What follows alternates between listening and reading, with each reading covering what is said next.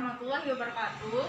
Perkenalkan, nama saya Husna Fauziah, NIM 3519083. Dan samping saya, perkenalkan, nama saya Hilda Munsabila, NIM 3519087.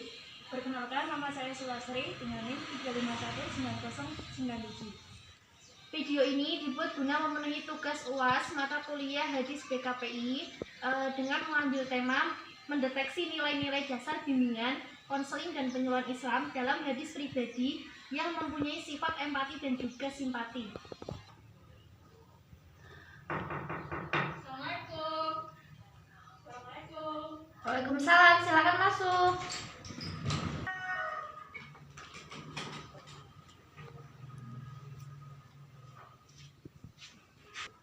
Ya, silakan duduk, Mbak.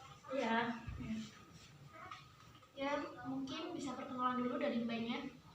Saya Husna Fauziah, umur saya 20 tahun. Saya dari Ketemuni dan ini teman saya. Ya, Mbaknya.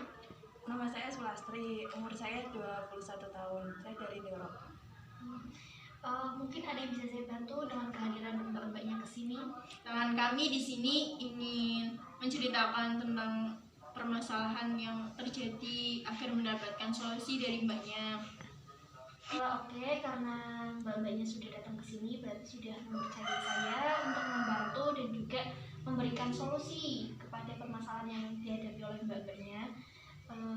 Karena memang sudah menjadi salah satu asas dari bimbingan konseling atau konseling sendiri adalah asas kerahasiaan, maka saya akan berusaha dengan semaksimal mungkin menjaga kerahasiaan dari mbak-mbaknya tentang permasalahan yang sedang dihadapi. Mungkin bisa diceritakan bagaimana apa yang sedang dialami dan juga apa yang menjadi permasalahan dalam mbaknya sendiri. Langsung saja saya bercerita ya. Begini, saya tuh udah 5 hari nggak bisa tidur, nggak tahu kenapa. Tiap malam udah dicoba untuk tidur, udah coba terus saya nggak bisa, tetap aja nggak bisa. Itu sampai badan saya panas, sampai udah dibawa ke dokter, udah periksa, tapi tetap aja nggak bisa. Bisa pun kadang satu hari itu tidur siang sejam 2 jam gitu. Terus saya tuh nggak tahu asal kenapa. Saya itu udah putus asa dengan keadaan ini. Apapun caranya sudah saya lakukan, tapi tetap aja saya itu nggak bisa tidur. Makanya saya datang ke sini untuk meminta solusi dari Mbak. Mungkin ada kecemasan tersendiri atau mungkin kamu tuh merasa cemas akan suatu hal yang membuat kamu tuh tidak bisa tidur, atau terganggunya jam istirahat kamu yang tidak biasa atau tidak bisa tidur ini. Mungkin ada hal lain. Awalnya itu ya saya tuh banyak tugas saya kepikiran, terus itu yang menjadikan saya nggak bisa tidur.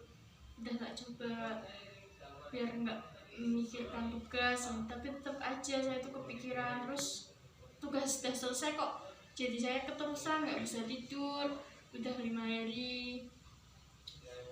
Berarti permasalahan di sini berarti dapat disimpulkan berarti di sini permasalahan dari mbaknya ini dikarenakan terbiasa untuk tidur malam karena tugas, namun menjadi kebiasaan yang menyebabkan mbaknya tidak bisa tidur lebih awal atau susah tidur.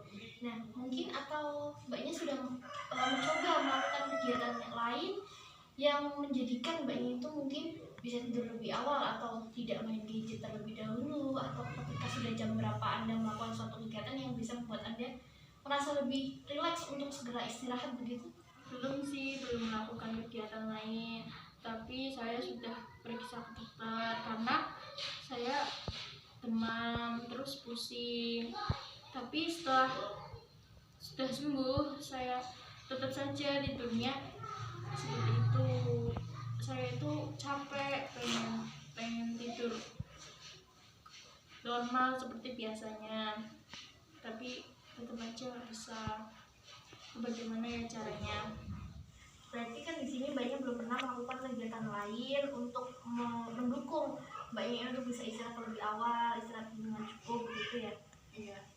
Nah mungkin mbaknya di sini bisa melakukan hal-hal lain, seperti mbaknya itu bisa melakukan hal yang lebih rileks, membaca, atau mungkin mbaknya suka membaca novel, atau mungkin melakukan hal lain seperti menonton film yang membuat mbaknya rileks, atau mungkin mbaknya bisa lebih melakukan hal-hal yang atau mungkin mbaknya melakukan hal-hal yang lebih religius, mendekatkan diri kepada sang pencipta, seperti melakukan sholat malam, berzikir, atau dengan merenungkan, yang membuat intinya mbak ini membutuhkan sesuatu yang bisa membuat mbak ini rileks, nyaman, sehingga mbaknya tuh untuk melakukan tidur tepat waktu atau tidur dengan lebih awal, memperpanjang jam istirahat itu lebih mudah dengan mbaknya bisa melakukan kegiatan-kegiatan seperti tadi. Sebaiknya juga mbaknya jangan terlalu untuk memforsir diri dengan bermain gadget terlalu lama yang membuatkan mbaknya itu malas untuk beraktivitas lain, yang membuat mbak ini tergantung dalam jam tidur yang tidak baik seperti itu. Iya, saya akan mencoba nanti. Ya, dan juga jangan lupa ketika tidur dalam berdoa supaya anda bisa tidur yang nyenyak, sehingga ketika bangun anda bisa merasakan yang lebih segar, lebih refresh gitu ya. Iya, ya udah, terima kasih ya Mbak atas solusinya. Semoga bisa terbantu. Beberapa kali jangan hanya beberapa kali dilakukan secara terus-menerus ya, supaya bisa terbiasa kembali dengan jam tidur yang baik. Iya, terima kasih. Oke, baik, di sini saya mungkin di sini saya dapat simpulkan bahwa permasalahan di Mbak Husna ini sudah menemukan titik terang apa yang Mbak Husna akan lakukan ke depannya gitu. Oke, berarti kita sekarang fokus ke Mbak Astri ya.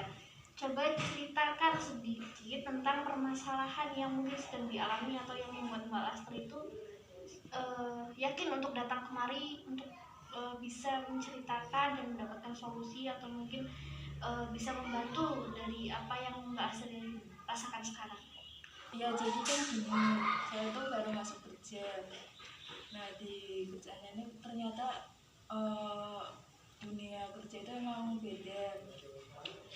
Ya saya itu tidak nyaman di sana, soalnya ternyata di sana itu kayak antara senior sama junior, kayak karyawan baru itu dibedakan, kayak milih-milih gitu. Karena saya itu kayak maksudnya dikasih kerjaan kayak seenaknya sendiri, kayak apa aja kayak dibantu karyawan baru gitu, tapi tanpa kayak dibantu apa dibimbing, kasih tahu apa gimana gitu. Saya kayak pengen keluar, tapi saya juga butuh kerjaan ini, tapi kalau nggak keluar juga saya kayak ngerasa gimana loh, nggak nyaman loh, pokoknya pengen keluar gitu. Nah itu solusinya gimana enaknya? Mungkin atau ada hal lain yang membuat mereka melakukan hal tersebut kepada karyawan baru. Kenapa mereka melakukan hal tersebut? Saya sih kurang tahu jelasnya ya, tapi saya ngerasa dibedakan di Tio gitu, kayak geng-gengan gitu. Kayak saya kan baru, kayak nggak ditemenin, mereka kayak ngobrol-ngobrol sendiri, nggak diajak ngobrol gitu. Jadi mereka mempunyai seperti mengataskan senior dan juga junior seperti itu. Mereka lebih berkuasa sehingga mereka melakukan seenaknya saja. Seperti itu. Mungkin kita tidak bisa menyalahkan satu sama lain ya, karena mereka sudah lama bekerja di sana. Mungkin mereka memiliki hak atau apa yang lebih tinggi karena sudah lama kepada yang karyawan baru. Nah mungkin di sini Mbak Sulastri bisa melakukan sedikit pendekatan, karena memang untuk mengenali seseorang tidak mudah, atau untuk berteman dengan seseorang yang baru saja dikenal memang tidak mudah. Mungkin Mbak Sulastri bisa mencoba untuk lebih mendekatkan diri, misal untuk mulai mengajak ngobrol, atau mungkin bisa saja Mbak Sulastri ini melakukan pendekatan dengan cara yang lebih baik lagi, mungkin untuk tidak membalas apa yang sudah mereka lakukan, seperti mungkin dalam artian bisa membuli karena karyawan baru dan sebagainya. Mbak Sulastri jangan membalas untuk kembali membuli, tapi coba dekat dengan baik. Mungkin karena mereka merasa Mbak Sulastri mungkin orangnya seperti ini, jadi seenaknya. Mungkin Mbak Sulastri sudah pernah mencoba untuk berusaha mendekati atau bagaimana? Saya sudah pernah coba kayak deketin, gabung gitu, tapi kayak nggak ada respon gitu, malah kayak menjauh, kayak kayak di sana kayak rasanya iya apa sih anak baru gitu apa gimana. Tapi kan mereka di sini Mbak Sulastri sudah mencoba untuk mendekati mereka, namun mereka tidak merespon dengan baik. Dan mungkin Mbak Lastri bisa mencoba hal lain. Ibaratnya tuh Mbak Sulastri mencoba jalan lain untuk mendekati senior-senior ini untuk bisa diajak bekerja sama dalam pekerjaan ini. Kemudian Mbak Sulastri karena memang membutuhkan pekerjaan ini, jadi Mbak Sulastri ini bisa untuk lebih fokus dalam pekerjaannya. Mungkin dengan Mbak Sulastri fokus dan juga melakukan hal-hal baik, mungkin mereka juga akan menganggap bahwa memang Mbak Sulastri ini banyak bekerja dengan baik, diteman dengan baik, seperti itu. Iya, nanti saya akan coba lagi mendekati mereka, tapi emang aku orangnya susah berinteraksi dengan orang-orang baru, itu mungkin permasalahannya. Ya mungkin karena Mbak Sulastri memang masih baru juga. Ya di sini saya merasakan dari perasaan Mbak Sulastri, saya juga mencoba untuk memberikan yang terbaik buat Mbak Sulastri ke depannya.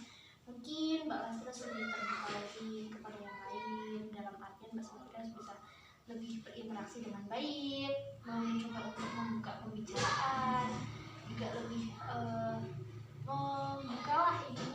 membuka bahwa Mbak Sulastri bisa berkomunikasi dengan baik, bisa berkenalan dengan baik, menjadi teman yang baik. Saya di sini paham posisi Mbak Sulastri, saya tahu bagaimana perasaan menjadi Mbak Sulastri di sini.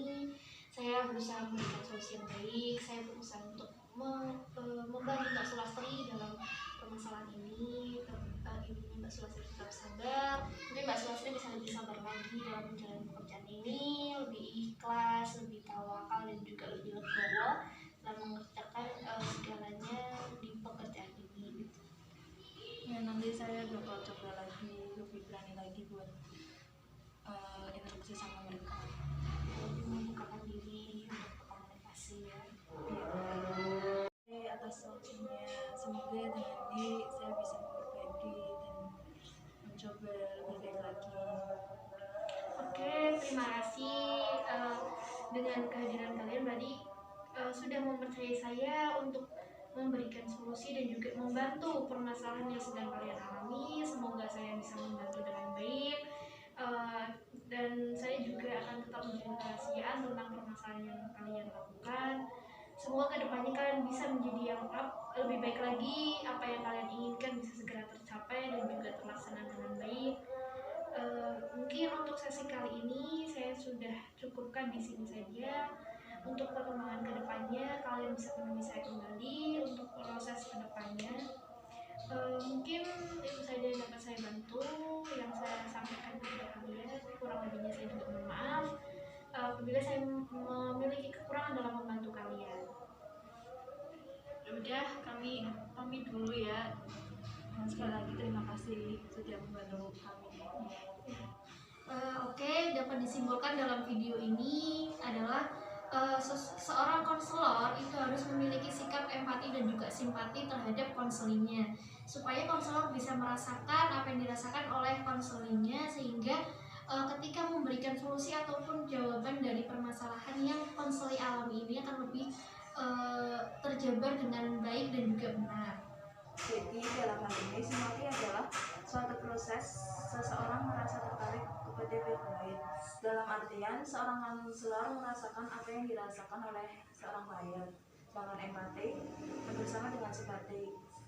Namun dalam empati seorang konselor lebih bergerak untuk memberikan solusi atau menolong konseli dalam menghadapi masalahnya. Simpati dan empati dimaksudkan sebagai langkah awal untuk membina hubungan secara lebih mendalam pada suatu proses konseling, sehingga seorang konseling itu bisa menceritakan segala permasalahan yang sedang dihadapi kepada seorang konselor. Sekian video dari kami. Apabila ada kekurangan, kami mohon maaf. Terima kasih. Wassalamualaikum warahmatullahi wabarakatuh.